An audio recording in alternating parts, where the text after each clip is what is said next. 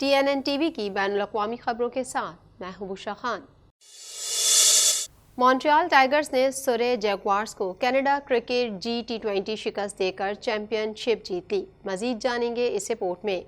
Montreal tigers ने सिरे Jaguars को शिकस्त देकर G20 कनाडा क्रिकेट चैंपियनशिप जीत ली। मॉन्ट्रियल टाइगर्स को ब्रैम्पटन ओंटारियो के एक खचाखच भरे क्रिकेट एरिना में खेले गए फाइनल मैच में सिरे जैगुआर्स को 5 विकेटों से शिकस्त देने के बाद 2023 global T20 Canada cricket tournament के चैंपियन का ताज पहनाया गया। जमैका के स्टार आंद्रे रसेल ने आखिरी ओवर में आखिरी गेंद पर 131 रन के हदफ के साथ मैच जीतने वाला छक्का मारा। टाइगर्स को आखिरी 6 गेंदों पर 13 रन दरकार थे। पाकिस्तान के उभरते हुए नौजवान फास्ट बॉलर ने ग्लोबल T20 लीग में बड़ा कारनामा अंजाम दे दिया। इस दौरान पाकिस्तान के अब्बास आफरीदी ने तबाहकुन बॉलिंग का मुजाहरा करते हुए मुखालिफ टीम के होश उड़ा दिए। ग्लोबल T20 की टीम मॉन्ट्रियल टाइगर्स की जानिब से खेलते हुए अब्बास आफरीदी ने वैनकूवर के खिलाफ हैट्रिक समेत 5 विकेटें हासिल कर लीं।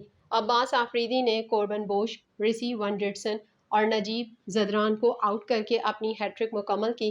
टाइगर्स कप्तान क्रिस लिन ने कहा, मुझे उम्मीद है कि कनाडा में हर कोई इसे देख रहा था क्योंकि हम इसी के बारे में हैं, इसीलिए हम यहाँ तफरीह करने और एक शो करने के लिए आए हैं। ऑस्ट्रेलिया के टाइगर्स कप्तान क्रिस लिन ने कहा, 6 टीमों के टूर्नामेंट का तीसरा एडिशन ब्रैम्पटन में 17 दिनों में 25 मैचों पर मुश्तमिल था, जिसमें मॉन्ट्रियल ने अपना पहला टाइटल अपने नाम किया। वैनकूवर ने 2018 में टूर्नामेंट जीता। इसके बाद 2019 में विनीपेग हॉक्स ने जीता।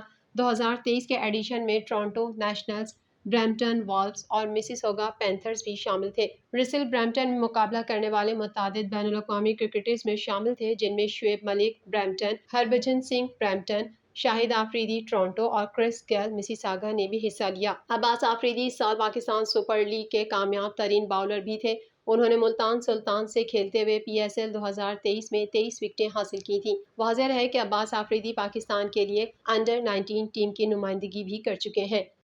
कनाडा ने बगावत के बाद नाइजर की हुकूमत को तमाम बराह रास्त फंडिंग मुअत्तल कर दी, ताहम कमज़ोर आबादी के लिए दीगर इमदाद जारी रहेगी। मज़ीद जानेंगे इस रिपोर्ट में। कनाडा ने बगावत के बाद नाइजर की हुकूमत को तमाम बराह रास्त फंडिंग मुअत्तल कर दी, ताहम कमज़ोर आबादी के लिए दीगर इमदाद जारी रहेगी। कनाडा ने ऐलान किया है कि वो मगरबी अफ्रीकी मुल्क में फौजी बगावत के तनाज़ुर में नाइजर की हुकूमत को माली इमदाद फराहम करना बंद कर देगा। फौजी जनता के रहनुमाओं ने इतवार को मगरबी अफ्रीकी रियासतों की इक्तिसादी बिरादरी की तरफ से दी गई डेडलाइन को मुस्तरद कर दिया, जिसे ECOWAS कहा जाता है। जमहूरी तौर पर मुंतखब सदर मोहम्मद बाजूम को बहाल करने या मुमकिना गैर मुल्की मदाखलत का सामना करने के लिए मजीद बरह नाइजर ने ECOWAS की जानिब से फौजी मदाखलत के खतरे का हवाला देते हुए इतवार को अपनी फिजाई हदूद को अगले नोटिस तक बंद कर दिया। ग्लोबल अफेयर्स कनाडा ने एक बयान में कहा है कि बगावत खित्ते में जमहूरियत और इस्तेहकाम के लिए संगीन खतरा है। इसका कहना है कि कनाडा की हुकूमत नाइजर की हुकूमत को तमाम बराह रास्त फंडिंग मुअत्तल कर रही है, लेकिन कमजोर आबादी के लिए दीगर इमदाद जारी रहेगी। वजीर खारजा मेलानी जूली ने बयान में कहा कि कनाडा ECOWAS की सालिसी की कोशिशों की हिमायत करता है और जमहूरी तौर पर मुंतखब हुकूमत को फौरी तौर पर बहाल किया जाना चाहिए। आलमी उमूर के महकमे का कहना है कि 2020 में नाइजर के साथ 2 तरफा तरक्याती मुआहदे पर दस्तखत किए जाने की तवक्को थी कि 2026 तक सालाना बजट $10 मिलियन तक पहुंच जाएगा। इस प्रोग्राम ने माली साल 2021 से 2022 में $2.71 मिलियन तकसीम किए हैं। इंसदादे दहशतगर्दी और इंसानी हुकूक से मुतालिक अक़वाम मुत्तहिदा की ख़ुसूसी नुमाइंदे का कहना है कि कनाडा शाम की जेलों से वापसी में मदद ना करके अपने शहरियों की ज़िंदगियों को ख़तरे में डाल रहा है। मज़ीद अहवाल इस रिपोर्ट में।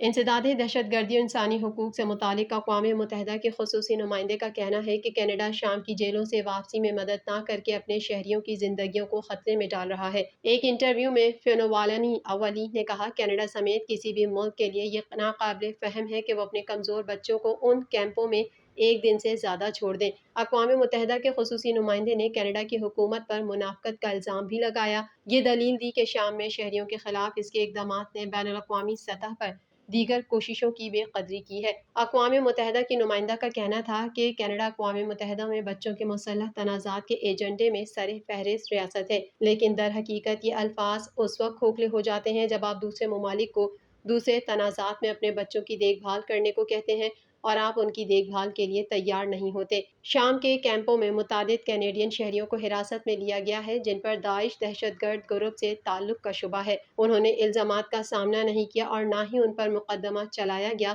کیمپوں پر کرد قیادت کرنے والے حکام کا کنٹرول ہے۔ کینیڈین حکومت کیمپوں میں زیر حراست شہریوں کے اہل خانہ کی جانب سے شروع کیے گئے وفاقی عدالت کے مقدمے میں الجھ گئی ہے۔ اہل خانہ کے وکیل کا استدلال ہے کہ یہ کینیڈا کے charter of rights and freedoms کے خلاف ہے کہ ان شہریوں کو وہاں سڑنے دیا جائے اور انہیں گھر نہ لایا جائے۔ حکومت نے استدلال کیا ہے کہ یہ شہری کا حق نہیں ہے کہ وہ توقع کرے کہ حکومت غیر معمولی اقدامات کرے گی اور حکام کو بیرون ملک کسی مشکل میں ہونے کی صورت میں انہیں بچانے اور واپس کرنے کے لیے خطرے میں ڈالے گی۔ آخری لمحات کے معاہدے کے ایک حصے کے طور پر حکومت نے 19 خواتین اور بچوں کو وطن واپس لانے پر اتفاق کیا جو مقدمے کا حصہ ہیں، لیکن 4 کینیڈین مرد نہیں۔ خاندان ابتدائی طور پر عدالت میں کامیاب ہوئے تھے لیکن فیڈرل کورٹ آف اپیل نے اس فیصلے کو کالعدم قرار دے دیا کہ 4 افراد وفاقی حکومت سے ان کی رہائی کے لیے جلد سے جلد باضابطہ درخواست کرنے کے حقدار تھے۔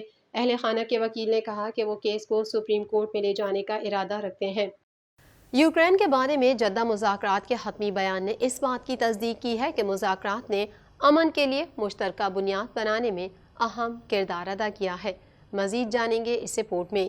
یوکرین کے بارے میں جدہ مذاکرات کے حتمی بیان نے اس بات کی تصدیق کی ہے کہ مذاکرات نے امن کے لیے مشترکہ بنیاد بنانے میں اہم کردار ادا کیا ہے۔ عرب میڈیا کے مطابق گزشتہ روز جاری بیان میں کہا گیا ہے کہ بحران پر مشاورت جاری رکھنے اور مجوزہ آرا سے فائدہ اٹھانے کی ضرورت پر زور دینے پر اتفاق کیا گیا ہے۔ ملاقات میں مثبت تجاویز اور آرا پر بھی غور کیا گیا ہے۔ دوسری جانب روس کے دفتر خارجہ کی ترجمان ماریا زخاورا نے کہا ہے کہ یوکرین میں امن کے بارے میں مغرب کا اجلاس صرف دھوکہ دہی اور فریب کے علاوہ کچھ نہیں ہے۔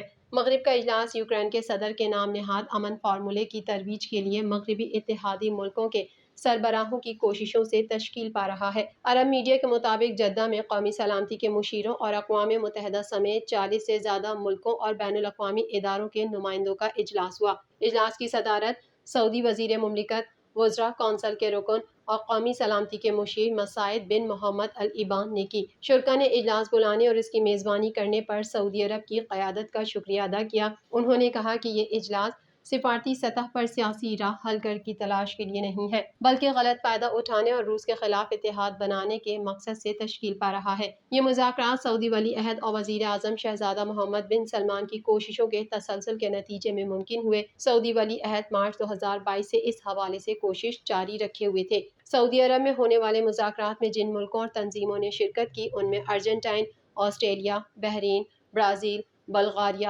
کینیڈا، چلی، متحدہ کوموروس، چین، چیک، ڈنمارک، مصر، اسٹونیا، یورپی commission, council of Europe, Finland, France, Germany, Bharat, Indonesia, Italy, Japan, اردن، Kuwait, Latvia, Lithuania, Netherlands, Norway, Poland, Qatar, Korea, Romania, Slovakia, جنوبی افریقہ، اسپین، سویڈن، ترکیہ، یوکرین، متحدہ عرب امارات، برطانیہ، اقوام متحدہ اور امریکہ شامل تھے۔